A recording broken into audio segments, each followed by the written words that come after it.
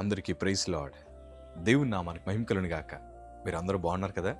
మీరు పెడుతున్న ప్రతి ప్రార్థన రిక్వెస్ట్ అనేది మేము ప్రార్థన చేస్తూ ఉన్నాం. మా ఆశ అంతా ఒకటే, ఎక్కడైతే మీరు తృణీకరించబడ్డారో, ఎక్కడైతే వెలివేయబడ్డారో, ఎక్కడైతే గుండెలు పగిలేలాగెచ్చారో అదే స్థలాల్లో నా ప్రభు మీ అందరినీ హెచ్చించబోతున్నారు. విశ్వాసంతో ప్రార్థన చేయండి.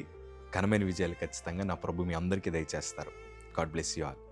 ఈరోజు ఈ వీడియో చూస్తున్న మీ అందరికీ ఒక ఘనమైన శుభవార్త పంచుకోవాలని ఎంతగానో ఆశపడుతున్నా. అదేంటి తెలుసా? నా ప్రభు మీ అందరినీ విడిచిపెట్టలేదు. నా ప్రభు మిమ్మల్ని చాలా ప్రేమిస్తున్నారు.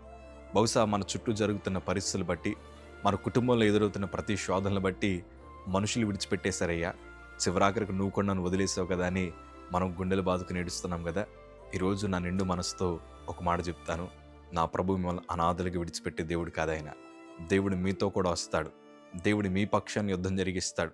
పెదాలతో కాదు కానీ అనుభవంతో ఈ మాటలు పంచుకుంటున్నాను. మనుషులు కొంతకాలం మనతో ఉంటారు. అన్నీ ఉన్నప్పుడు నిన్ను బాగా ప్రేమిస్తారు.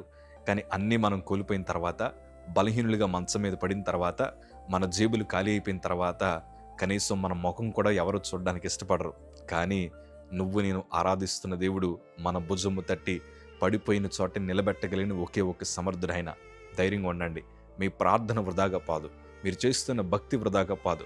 మీరు ప్రభు కోసం తీసుకున్న నిర్ణయాలు, మీరు ప్రభు కోసం వేసిన ఒక్కొక్క అడుగు కూడా అది మీ ఆశీర్వాదాలకు పునాదులుగా మార్చబడుతుంది. ధైర్యంగా ఉండండి. దేవుని వాక్యంలో చాలా అద్భుతమైన మాట. ద్వితీయోపదేశకాండము 31 అధ్యాయము 6వ మాట మనం చదవగలిగితే, భయపడకుడి, వారిని చూసి దిగులు పడకుడి, నీతో కూడా వచ్చువాడు నీ దేవుడిని యెహోవాయే, ఆయన నిన్ను విడువడు, నిన్ను ఎడబాయడు. ఈ వాక్యం వింటున్న మీ అందరి పట్ల ఈ వాగ్దానం నా ప్రభు నెరవేర్చునుగాక. మనం కొన్ని సందర్భాలు బట్టి భయపడుతూ ఉంటాం. కుటుంబ పరిస్థితులు తారుమారైపోతున్నా, ఉద్యోగాలు లేని పరిస్థితి మధ్యనున్నా, ఆరోగ్యాలు క్షీణించిపోతూ ఉన్నా, మన కళ్ళ ముందర ఎన్నో అపజయాలు మనం చూస్తున్నప్పుడు మనం చాలా భయపడుతూ ఉంటాం. రేపు నా భవిష్యత్తు ఏమైపోద్దో, లేకపోతే ఈరోజు నేను చేస్తున్న ప్రతి ప్రయత్నం సఫలమవుతుందో, లేకపోతే ఇప్పుడు చదువులు అయిపోయి రేపన్న దినాన ఉద్యోగాలు వస్తాయి రావో తెలియని పరిస్థితి మధ్యన మనం ఉంటాం. కొంతమంది చాలా వ్యాపారాల్లో పెట్టుబడి పెట్టారు. ఈ మధ్య కాలంలో వినబడుతున్న వార్త ఏంటి తెలుసా? కొంతమంది వేరే వాళ్ళకి అప్పులు ఇవ్వడానికి వీళ్ళు మధ్యవర్తులు గుండి సంతకాలు పెట్టారు. చాలా అన్యాయం అయిపోయారు. గుండెలు బాదుకుని ఏడుస్తున్నారు. అయ్యా, మా ఇంట్లో పోషించుకోవడానికి ధనం సరిపోవట్లేదు, ఎవరో చేసిన అప్పుకు మేము అప్పులు కట్టాల్సిన పరిస్థితికి వస్తున్నాం, ఏం చేయాలో అర్థం కావట్లేదు. కొన్ని భయాలు మనల్ని ఆవరించాయి. మొన్నటిదాకా మనల్ని గౌరవించిన వారు, మొన్నటిదాకా మనల్ని ప్రేమించిన వారు విపరీతమైన ద్వేషాన్ని మన పట్ల చూపిస్తూ ఉంటే మన గుండెలు తట్టుకోలేకపోతున్నాయి. భరించలేని బాధల మధ్యన మనం ఉన్నాం. పోనీ నాతో పాటు నా వెనకాల సహకారులుగా ఉంటారని, లేకపోతే నా భుజం తట్టి నడిపిస్తారని, నన్ను ప్రోత్సహిస్తారని మనం ఎంతోమందిని నమ్మాం. ఈరోజు వారందరూ కనుమరుగైపోయారు. మన చుట్టూ ఎవరు లేరు కదా. కానీ దిగులు చెందకండి.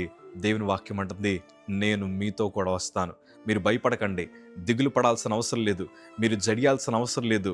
మీ పక్షాన ఎవరు నిలబడినా నిలబడకపోయినా, మీ శోధన మధ్యని ఎవరు మీతో నడిచినా నడవకపోయినా, నా ప్రభువైన క్రీస్తు మీతో నడుస్తానన్నాడు. అది మనకి ఎంత ధైర్యం ఇచ్చే మాట తెలుసా? షడ్రక్, మేషక్, అబేద్నెగోలు అగ్నిగుండాన్ని చూసి భయపడలేదు. ఆ అగ్నిగుండం ఏడంతలుగా మార్చబడినా వారు దాన్ని చూసి భయపడలేదు. ఒక్కడుగు కూడా వెనక్కి వేయలేదు. వాళ్ళన్న మాటని తెలుసా? రాజా, నీకు ప్రత్యుత్తరం ఇవ్వాల్సిన చింత మాకు లేదు. మేము ఆరాధిస్తున్న దేవుడు ఈ వేడిమి గల అగ్నిగుండం నుంచి రక్షించడానికి సమర్థుడు. ఒకవేళ రక్షించకపోయినా నువ్వు నిలవబెట్టిన ప్రతి ముఖం మేము రొక్కమని 20 సంవత్సరాల వయసు కలిగిన యవనస్తులు షడ్రక్, మేషక్, అబేద్నెగోలు ప్రభు కోసం నిలబడ్డారు. వారు తీసుకున్న నిర్ణయాలే దేవుని కృప అనేక మంది చూడడానికి అవకాశంగా మార్చబడింది.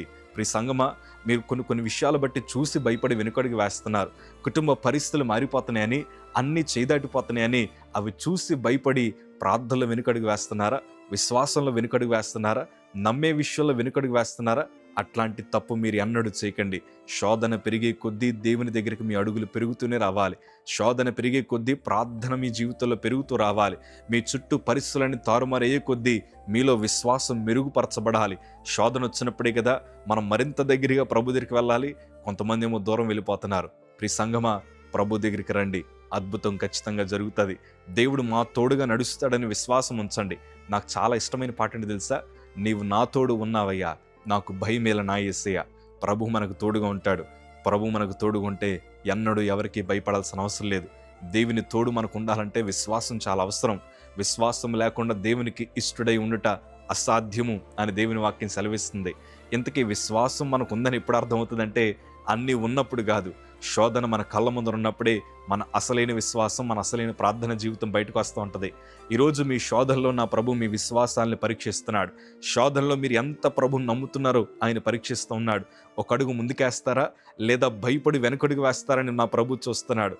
నాకు తెలిసి మీరందరూ ముందడిగే వేస్తారని నేను నమ్ముతున్నాను. దేవుడు మిమ్మల్ని ఒంటరిగా విడిచిపెట్టలేదు, మీతో కూడా నడుస్తాడు. అగ్నిగుండంలో వేసింది ముగ్గురినైతే అందులో నలుగురు కనబడుతున్నారు. కారణం ఏంటి తెలుసా? తన ప్రజలను దేవుడు ఎంత మాత్రం విడిచిపెట్టే దేవుడు కాదు. నేను మీతో కూడా వస్తానన్నాడు ఆయన. ఈరోజు మీరు ఎట్లాంటి ఇబ్బందుల మధ్యన వెళ్తారో నాకు తెలియదు, కానీ మీరు ఒంటరి వారు కాదు. నా ప్రభు మీతో కూడా ఉన్నారు. కొన్నిసార్లు మన కన్నీరు అట్లాగే దారపోస్తూ ఉన్నప్పుడు, ప్రభా నా మీద నీకు జాలి లేదా, నా కుటుంబం ఎట్లా అయిపోతుంది, నన్ను కనికరించవా ప్రభా అని పలు రకాల ప్రశ్నలు మనం అడుగుతున్నాం కదా. ఈరోజు ప్రభు నీతో మాట్లాడుతున్నాడు. నీ ఓటముల మధ్య ఆయన నీకు తోడుగా ఉన్నాడు. నీ అపజయాల మధ్య నా ప్రభు నీకు తోడుగా ఉన్నాడు. నీ కన్నీటి పర్యాయాల మధ్య నా ప్రభు నీకు తోడుగా ఉన్నాడు. ఈరోజు చాలామంది కనుమరుగైపోతున్నారు. ఇంకా మనం ఇట్లా నిలబడ్డామంటే కారణం ఏంటి తెలుసా? దేవుడు మనకు తోడుగా ఉన్నాడు. ఆయన నన్ను విడిచిపెట్టలేదు. కొన్నిసార్లు ప్రభా ఈ బ్రతుకెందుకు, నన్ను తీసేసుకో ప్రభా, చావే నాకు మేలేమో, ఇంక నేను చనిపోతే అన్ని సమస్యలు పోతాయేమో అని కొన్నిసార్లు కొంతమంది చనిపోవాలని ప్రయత్నం చేసిన వారు కూడా ఈ వీడియోలు చూస్తున్నారు. కానీ ఇంకా మీరు సజీవులుగా ఉండడానికి గల కారణం ఏంటి తెలుసా? నా ప్రభు మీ పక్షాన ఉన్నారు. ధైర్యంగా ఉండండి. నేను హాస్పిటల్ ఉన్నప్పుడు ఒకవైపు ధనం అయిపోతుందని, మరొక వైపు నిందలు, అవమానాలు ఒకదాని తర్వాత ఒకటి మా మీద పడుతూ ఉంటే, ఈ క్యాన్సర్ రోగం ఒకవైపు ఉంటే తట్టుకోలేకపోయింది ఈ చిన్న గుండె. ఏం చేయాలో అర్థం కాక మా తల్లిదండ్రులు, మా చెల్లెలు వీళ్ళందరూ క్షేమంగా ఉండాలంటే నేను బ్రతుకుండకూడదు. నేను చనిపోతే మా తల్లిదండ్రులు అప్పుల్లోకి వెళ్ళరు. ఇంకా మహా అయితే 4-5 నెలల్లో మర్చిపోతారు కదా. ఏదో ఒకలాగా ఓపిక అంతా కూడబెట్టుకుని 8వ ఫ్లోర్ నుంచి దూకేయడానికి ప్రయత్నం చేశాను. కానీ ప్రభు కృప, దేవుడు నాతో మాట్లాడాడు. నేను నీతో కూడా ఉంటాను, నువ్వు భయపడకో, ఏ పరిస్థితులు చూసి నువ్వు జడియాల్సిన అవసరం లేదు, నేను నిన్ను బలపరుస్తానని దేవుని వాక్యం ద్వారా మాట్లాడారు. ప్రియ సంగమా, ఆ రోజు ఒకవేళ నిజంగా నేను తప్పుడు నిర్ణయం తీసుకుని ఉంటే ఈరోజు ఇంత ఆశీర్వాదాన్ని అనుభవించేవాడిని కాదేమో. కానీ ఆ రోజు దేవుని వాక్యం నాతో మాట్లాడగానే మరల వెనక్కి వచ్చి, ప్రభా నువ్వు ఏనాటికైనా నా జీవితాన్ని మారుస్తావని నేను నమ్ముతున్నానయ్యా అని శోధన మధ్యన విశ్వాసాన్ని చూపించాను. ఈరోజు మేము, మా కుటుంబము, మేమందరం క్షేమంగా ఉండడానికి దేవుడు కృప చూపించాడు. ఇంకో గొప్ప విషయం ఏంటి చెప్పనా? మీ అందరినీ మా కుటుంబస్తులుగా చేశారు. దేవుని కృప దినదినము మేము మెట్టుకు మెట్టు పైకి ఎక్కడానికి దేవుడు కృప చూపించాడు. అదే ధైర్యంతో చెప్తున్నాను, ఈరోజు నీ పక్కన ఎవ్వరూ లేరని బాధపడకు. మనుషులంతే, ఒకరోజు ఉంటారు, మరొక రోజు విడిచిపెట్టి వెళ్ళిపోతారు. ఈరోజు ప్రేమిస్తారు, రేపు ద్వేషిస్తారు. వారందరినీ చూసి నువ్వు బలహీనపడ్డావా, మన బ్రతుకులో విజయాలు రావు. అదే నువ్వు ప్రభు వైపు చూడు, ఆయన నీ పక్షాన ఉన్నాడన్న సంగతి నీకు అర్థమవుతుంది.